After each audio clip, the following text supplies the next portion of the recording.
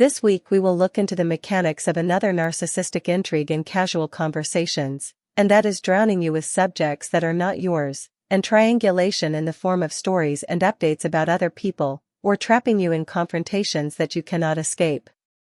There will also be many digressions. The text of such interactions might seem like a normal conversation, because normal conversations are narcissistic conversations. In reality, it is a method of unrounding you, confusing you, and pulling you into their world, or, if not, suffocating or drowning you. The second thing is especially dangerous because it might even make you feel as if you are the narcissist. It is often said that narcissists avoid confrontations, and that is exactly why this is such a perfect trap. They trap you by confronting you about things you did not do, and they repeat it so often, going over and over about how bad you are, that at some point you cannot even defend yourself anymore. You detach, sometimes through laughter, sometimes by trying to change the subject, sometimes by trying to leave the room. But when you try, they will not let you. They push until you react, so that you can then be criminalized. Or they switch the focus. When you detach and laugh, for example, because your body simply needs to release the pressure on your mind through laughter, they drop the earlier accusations. Because at some point you no longer even know what you did or did not do, your mind is so abused it no longer functions clearly. And then they start to focus on your laughing or smirking while they cry. This is the strangest and most surreal part, because you begin to feel like you are the abuser. At the same time, you feel as if you just fell into a wonderland where nothing makes sense and everything is inverted. Your laughing is only a release valve, a body mechanism to protect your mind so you don't go insane, but they interpret it as you being abusive, cruel, or careless. In reality, that behavior in you is the effect of their abuse of you.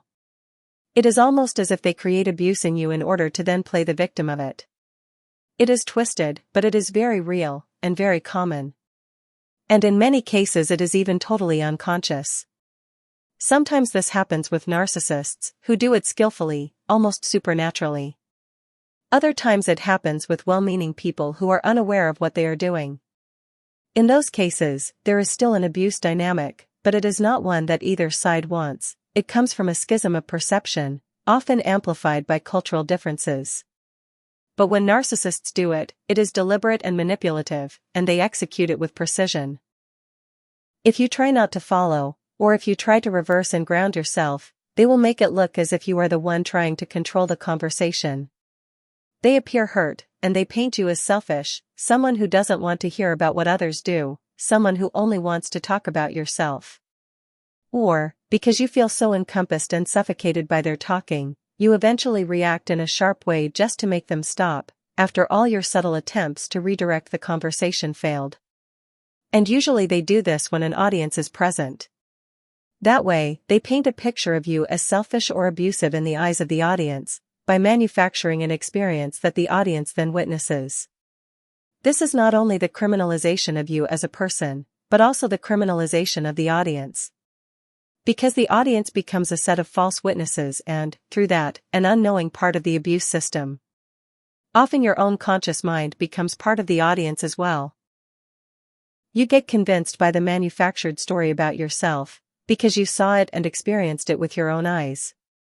This often occurs in families, for example, when a child is drowned in conversation by a controlling parent. The child finally reacts with a slightly sharper tone of voice, simply trying to defend themselves, to protect their mind from being pushed into confusion or madness. The other parent becomes an audience in this play, and they often jump to defend the controlling parent, their partner, from the bad treatment of the child. They might say things like, "How can you talk like that to your father or mother?" And suddenly, the child is ganged up on by both parents. Sometimes, the controlling parent plays the victim, crying, while the child is gaslit and convinced that they are an abuser of their own parent, which makes them feel like a monster. The child then starts to distrust their inner alert system, and as they move into the world, they operate against their own protection mechanisms. They were robbed of tools of self-defense and self-protection. Or else, they will be quotes bad. This is how people end up in the wrong relationships and connections. They learn to live as a false version of themselves, building relationships based on that inauthentic version. Nothing healthy can emerge from that, because the inner alert system is essential. It is what shows you where your boundaries lie. Boundaries mainly come from this system. If it is destroyed, if your inner alert system is eroded, you simply cannot have proper boundaries. On the other side of this, even apart from actual narcissists, most people do not have their alert system operating in balance. They unknowingly break the boundaries of others, and then feel hurt when someone reacts, just like in the story of the parents and child. If the parent drowning the child with conversation lacks a healthy alert system themselves, they are simply unaware that they are breaking a boundary. Often, they learned this style of conversation from their own parents or from others, and it is reinforced as the right way to speak. They repeat it, eroding the child's healthy sense of boundaries, and the cycle continues across generations. This creates a world of false boundaries, false conversations, and the natural erosion of those who still have healthy boundaries, or those who can no longer connect to the false world. While this example is about parents and a child, the same dynamic exists in relationships with partners, friends, and any other combination. If you are connected to what I call the false world or collective mind, it becomes key to interact with people who are also part of that collective. If you are not part of the collective mind, you must leave it behind and be with people who understand you, people who create mutually tuned, customized relationships, rather than forming just another small collective mind bubble. Even a connection of two people can act like a small hive mind. The experience of drowning and suffocating in conversation will sometimes happen to you directly, and many other times you will witness someone else being subjected to it. If you do not understand the dynamic and stay grounded, you will be pulled into automatic alliance with the abuser who manufactured the situation. You may find yourself gaslighting or abusing the true victim righteously, becoming a muscle for the supposed victim, totally unaware that you are part of the abuser's system. That is why it is so key to never take sides and simply observe. Stay present. More often than not, people are made to defend the covert abuser. If you start to stay present in these conversations, you will be shocked to see how you have been tricked into covert, inverted battles your entire life. You may realize that either you were a false abuser, ganged up on by unaware abusers who thought they were heroes. You were an unaware abuser yourself, thinking you were a hero. You were a false victim, thinking you were abused. All of this is due to the programmed abuse mechanism embedded in these types of conversations, mechanisms you used on yourself without realizing it. This is a very structured form of trickery, and nearly everyone has been caught in it at some point. Women often use this tool to drown men in confrontation, believing they have the right to push, challenge, and provoke. If a man avoids or steps back from the confrontation, he is then labeled as the abuser. This dynamic is deeply rooted in collective ideas about violence, which may or may not be justified. It all depends on the intensity and the interplay between the people involved. Men can use a very similar tactic when they are programmed with ideas that a woman has no right to confront him. In his mind, because he is a man and she is below him, he creates a system that traps her. If she ever attempts to confront him, he may feel entitled to respond with covert or overt aggression, verbally, emotionally, or even physically, because he believes he has the permission of the collective, often unspoken, societal field of misogyny. From the outside, these two scenarios may look very similar. The tool, the method of drowning, trapping, and provoking, appears almost identical if you hear the story. But the underlying mechanisms and emotional dynamics are very different. The root cause in most non-narcissistic cases is what I call the third voice, the collective, systemic set of ideas that the person belongs to unconsciously. Instead of responding to the moment, sensing the other person's emotion, and navigating the conversation, the person operates under these ingrained collective beliefs. When narcissists are involved, however, there is no misunderstanding or collective programming behind their behavior. Their actions are conscious and intentional, guided by the narcissistic mind. This is fundamentally different. You cannot reason with it, change it, or fix it. You can only avoid it, either by leaving before it escalates, or by not engaging in the trap they set.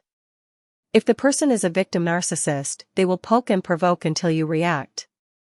Once you do, they criminalize your response and assume the lifelong role of victim.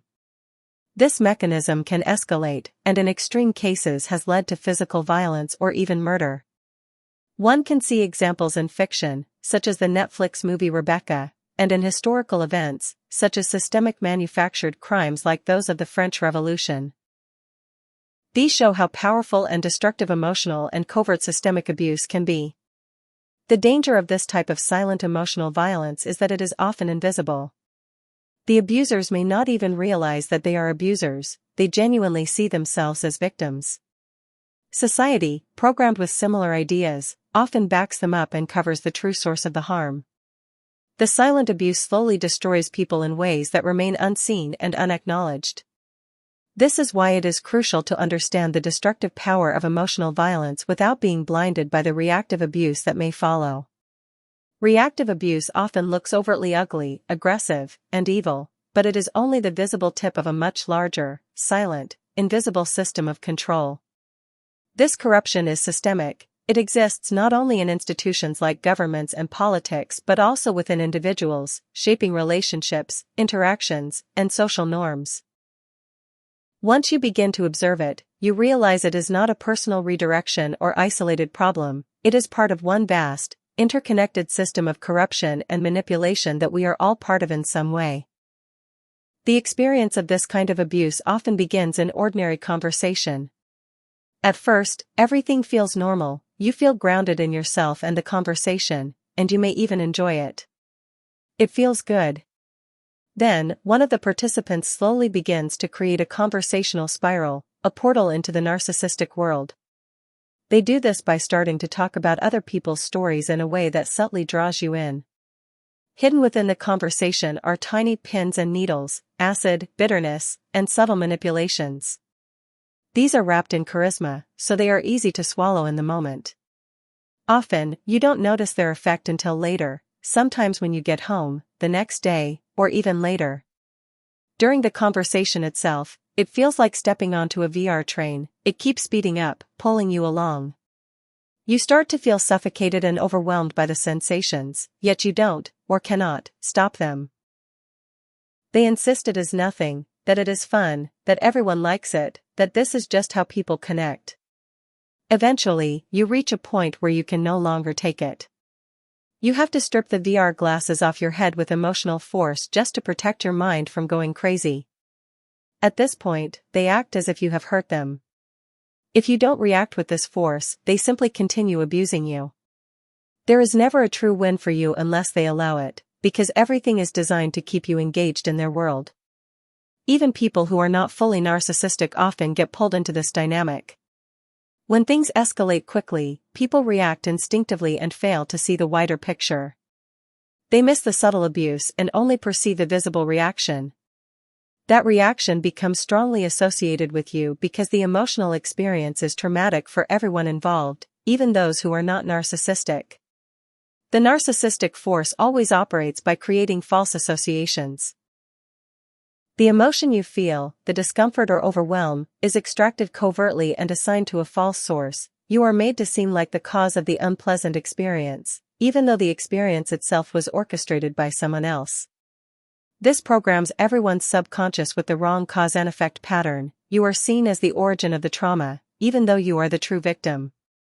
All the unpleasant things that others experience during that ride are connected to you.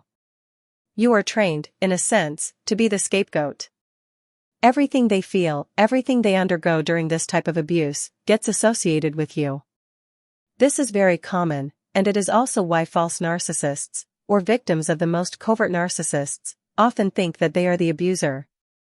They must leave before they are used as evidence against themselves. Once you are criminalized in this way, it becomes part of your record. I'm not talking about a police record, but a record in other people's minds and emotions, and in your own. It becomes a mark on your reputation, which in the narcissistic world is everything. This is how the most covert abusers operate, it is everywhere. There are also false convicts, people serving sentences for crimes they don't even realize were manufactured by someone else. The most covert abuse works as emotional control. They create an experience that generates an extreme emotion in you. That emotion bypasses the conscious mind because it triggers internal suffocation, a feeling of drowning, or the sensation that if you hear one more word, your mind will break. Your body reacts as if you were physically drowning, moving without conscious control. The environment of drowning is invisible, so you and others are unaware it was created. Once it ends, you feel silly, guilty, or like you are screwed up, because it seems as if nothing happened. This method works especially well because people have different tolerances. If you have been worn down by someone many times before, you are more sensitive to it. Others, who were worn down less, are less affected. This difference in perception, the schism, is something narcissists exploit. Moreover, these conversational mechanisms are often copied by people who don't understand them. They see it as a normal way to speak, and don't recognize that it is being used as a weapon. When they provoke a reaction, they feel like a victim, unaware that they have pushed someone into a tank of water. Often, even the person who was pushed doesn't understand what happened. This is the power of like-mindedness programming, the collective mind, the secret society that isn't even aware of being a secret society. The crimes committed by the collective often go unpunished. This is the hidden key to the atrocities we see in history and in the present. Society tends to connect them only to the leader, which is only partially true. For real change to happen, the collective understanding of crime and abuse must change, something that most people are unaware of. We live in one enormous machine of abuse and victimization. The only way forward is for each of us to step off it, one by one, and create a new world that fits us. The old world may seem to accommodate our needs, but it is designed to deform us, to make us believe that the shape it imposes on us is our true shape. Thank you for listening. Take care of your H selves.